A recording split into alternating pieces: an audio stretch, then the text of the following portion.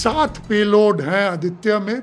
इसमें ये 7 पेलोड में 4 जो हैं जो सूर्य को देखते रहेंगे, और ये एक ऐसा पॉइंट है जहाँ पर ये ऑकल्टेशन या एक्लिप्स के से कोई हर्डल नहीं है, तो ये कंटिन्यूसली देखते रहेंगे।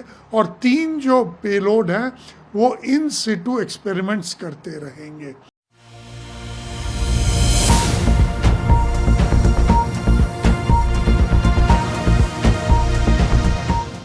भारत का पहला शोर मिशन, भारत चांद पर पहुंच गया है। अब सूरज की बारी है। चंद्रयान 3 की सफलता के बाद इसरो अब हमारी सूरज मिशन आदित्य L1 को लॉन्च कर चुका है। आदित्य L1 क्या है? जैसे हम चांद पर उतर सकते हैं वैसे हम सूरज पर उतर नहीं सकते, तो क्या यह मिशन कैसा होगा और इसका क्या महत्व है, चलिए आज इस वीडियो में जानते हैं। हम भारत की वास्तविक उपलब्धियों के बारे में इस तरह वीडियो बनाते हैं, लेकिन फिर भी केवल 30% आप लोग के चैनल को सब्सक्राइब या फॉलो किया है।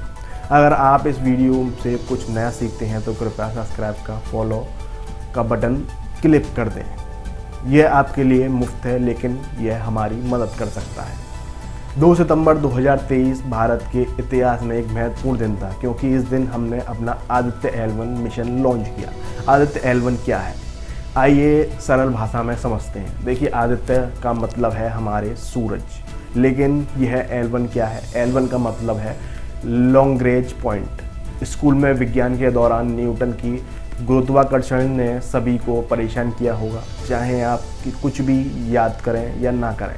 सब लोग न्यूटन के तीसरे नियम को याद करेंगे, हर क्रिया के लिए एक बराबर और उल्टी क्रिया होती है। यह नियम अंतरिक्ष में भी पालन किया जाता है। सरल भाषा में समझने के लिए, अगर सूरज का गुरुत्वाकर्षण पृथ्वी पर प्रभाव डालता है तो पृथ्वी का गुरुत्वाकर्षण भी सूरज पर प्रभाव डालता है।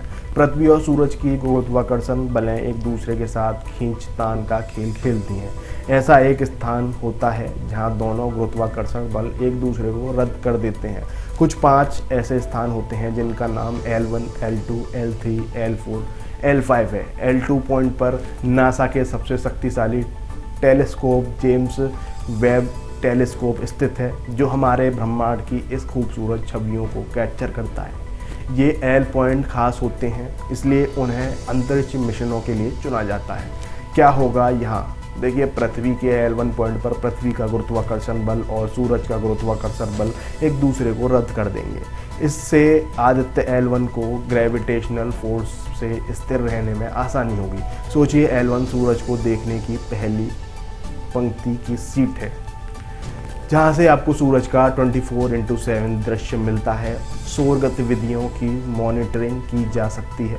सबसे महत्वपूर्ण बात यह है कि L1 पॉइंट पर स्थिर रहने के लिए हमें सबसे कम प्रकार के ईंधन की आवश्यकता होती है, और इसरो के लोग जहाँ उच्च दक्षता रखते हैं। जब बात पैसे या ईंधन की बचत करने की आती है तो हमारी संख्या सबसे अधिक है।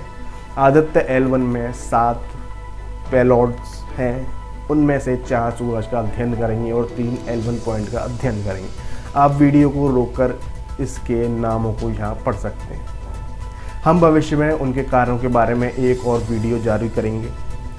मिशन के नाम के मतलब को समझने के बाद मिशन के उद्देश्यों का अधिकांश समझा जा सकता है। इस मिशन के माध्यम से हम सूरज और L1 पॉइंट के बारे में जानकारी प्राप्त करेंगे। वहीं चांद पर उतरना एक बात है, हम सूरज पर नहीं उतर सकते। सूरज की सतह का औसतन तापमान 5500 डिग्री सेल्सियस होता है और चांद हमसे लगभग 3,80,000 किलोमीटर दूर है। वहीं सूरज हमसे 150 मिलियन किलोमीटर दूर है, लेकिन आदित्य L1 को इतना दूर जाने की आवश्यकता नहीं है। हम केवल L1 पॉइंट तक जाएंगे, जो 1.5 मिलियन किलोमीटर दूर है। इसका मतलब है कि हम इस मिशन में चंद्रयान की 4 गुना दूरी तय करेंगे। लॉन्च के साथ मिशन का लागत लगभग 400 करोड़ रुपए होगी। वहीं सूर्य प्रकाश को पृथ्वी तक पहुंचने में 8 मिनट लगते हैं, लेकिन आदित्य L1 को L1 पॉइंट तक पहुंचने में 4 महीने लगे। जहां चंद्रयान 3 केवल 14 दिन के लिए सक्रिय रहेगा, वहीं आदित्य L1 5 साल तक सक्रिय रहेगा। L1 पॉइंट पर हम अकेले नहीं हैं। यूरोपियन स्पेस एजेंसी का सोलर हेलिओस्फेरिक ऑब्जर्वेटरी सैटेलाइट पहले ही वहाँ मौजूद है। तो अब आपको लगेगा चंद्रयान कम से कम चांद पर तो उतरने की योजना बना सकता है, फिर वहाँ की मिट्टी आदि की जांच कर सकता है, वहाँ के तापमान को देख सकता है, भविष्य में मानवों के लिए एक गांव बनाने के लिए महत्वपूर्ण डेटा जुटा सकता है। लेकिन आदित्य L1 सूरज का पर उतरने वाले नहीं है और वह सूरज के बहुत करीब नहीं जाएगा। अगर आप सूरज को देखना चाहते हैं तो आपके पास सनग्लास पहनकर भी देखा जा सकता है। तो सूरज के कुछ अधिक करीब जाने से क्या फ़र्क पड़ता है? देखिए, आदित्य L1 का मिशन काफ़ी लंबा है और इसके उद्देश्य काफ़ी दिलचस्प हैं। मैं आपको मेरे 3 पसंदीदा उद्देश्यों की कहानी बताऊंगा। नंबर 1, आदित्य L1 सूरज की कोरोना का अध्ययन करेगा। कोरोना सूरज की सबसे बाहरी परत है और सौर ग्रह की फ़ोटो में आपको दिखाई देता है। यह सूरज की कोरोना से है, लेकिन यह परत काफ़ी दिलचस्प है। अगर आपने कभी कैंपिंग की है तो आपने देखा होगा कि हम जितना आग से दूर जाते हैं उतना तापमान कम होता है। सूरज के बीच में उसके कोर में नाभिक संयलन नियंत्रण होता है, जहां तापमान सबसे अधिक होता है। देखिए, तर्क कहता है कि हम जितना कोर से दूर जाते हैं तापमान वही अधिक कम होगा। औसतन सतह पर तापमान लगभग 5000 से 6000 डिग्री सेल्सियस होता है। बस इतना ही नहीं, कोरोना सतह के बाहर है, लेकिन क्या आप जानते हैं कोरोना का तापमान क्या होता है? 1 से 3 मिलियन डिग्री सेल्सियस होता है। इस तात्कालिक गर्मी की समस्या को क्या लॉजिक है? इस कोरोनल हीटिंग समस्या कहा जाता है। इस प्रक्रिया के पीछे क्यों होता है? देखिए, इसके बारे में वैज्ञानिकों के पास विभिन्न सिद्धांत हैं, लेकिन यह भी एक रहस्य है। नंबर 2, सौर स्टॉर्मों का अध्ययन। ये सौर स्टॉर्म क्या होते हैं? देखिए, सौर स्टॉर्म महत्वपूर्ण ब्रह्मांडिक घटनाएं होती हैं। छोटे और स्टॉर्म्स आते रहते हैं, लेकिन अगर एक महत्वपूर्ण सौर स्टॉर्म आता है तो पृथ्वी में गड़बड़ हो जाएगी। मैं मजाक नहीं कर रहा हूँ, इसे कैरेस्टिंग घटना कहा जाता है, जो पिछली बार 1859 में हुई थी। मैं मजाक नहीं कर रहा हूँ। अंतरिक्ष मिशनों के लिए हमें अंतरिक्ष मौसम को समझने की आवश्यकता है। देखिए, हमारा सूरज पृथ्वी से 109 गुना बड़ा है। 13 लाख पृथ्वी जैसे ग्रह सूरज में समाहित हो सकते हैं और हमारे सौरमंडल के मास का 99.85 सूरज में है। यानी हमारे सौरमंडल के सभी ग्रह चांद आदि मिलाकर केवल 0.14% के मास को बनाते हैं। हमारे सूरज का हमारे सौरमंडल पर बड़ा प्रभाव होता है। वहीं कोरोनल मास इजेक्शन यानी CME, जैसे कोरोनल मास इजेक्शन कहा जाता है, फ्लेयर्स और आयनिक प्लाज्मा का सौरमंडल का प्रभाव हमें हमारे भविष्य की यात्राओं की योजना बनाने में मदद करेगा।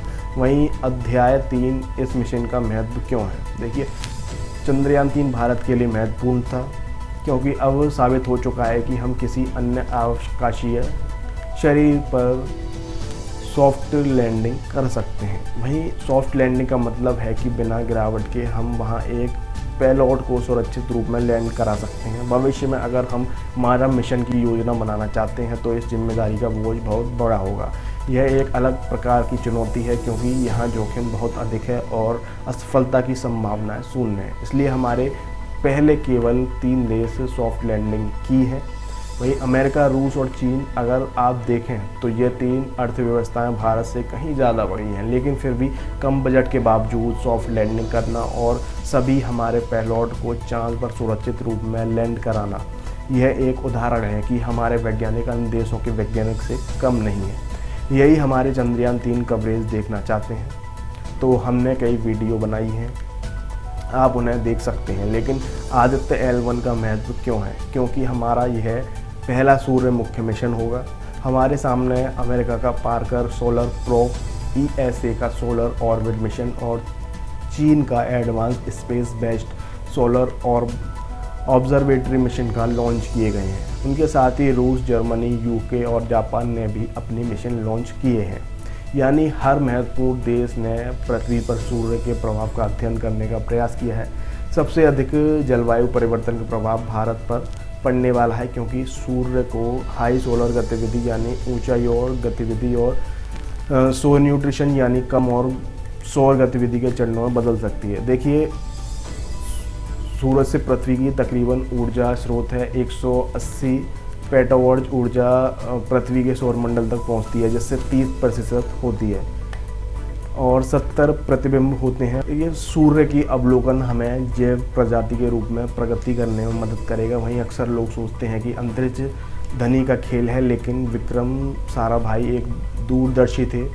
उन्होंने इसरो को इस दृष्टि के स्थापित किया कि हमारे अंतरिक्ष संगठन को हमारे दिन प्रतिदिन की समस्याओं को हल करने के लिए अंतरिक्ष प्रौद्योगिकी का उपयोग करना चाहिए। इसलिए इसरो ने इनसेंट सैटेलाइट विकसित किए हैं, जिन्हें संचार और प्रसारण के लिए उपयोग किया जाता है। वहीं दूरदर्शन प्रौद्योगिकी के द्वारा हमारे प्राकृतिक संस्थानों का मॉनिटरिंग किया जाता है। हम धरती पर हो रहे परिवर्तनों के बारे में सीखते हैं। भूजल जलवायु डेटा किसानों तक पहुंचता है। वहीं मौसम पर एक पैटर्न पहचाने जाते हैं। आपदा प्रबंधन किया जाता है। वहीं नवाई हमें नेविगेशन में मदद करते हैं। अब तक धरती के अवलोकन के माध्यम से देखिए सबसे पहले प्लेनेट के बारे में सीखा है। हम हमारी महत्वता बढ़ सकती है। अब हम अन्य आकाशीय शरीरों का भी अध्ययन कर रहे हैं। हम अपना परचम ऊंचा कर रहे हैं। यह हर भारतीय के लिए गर्व की बात है।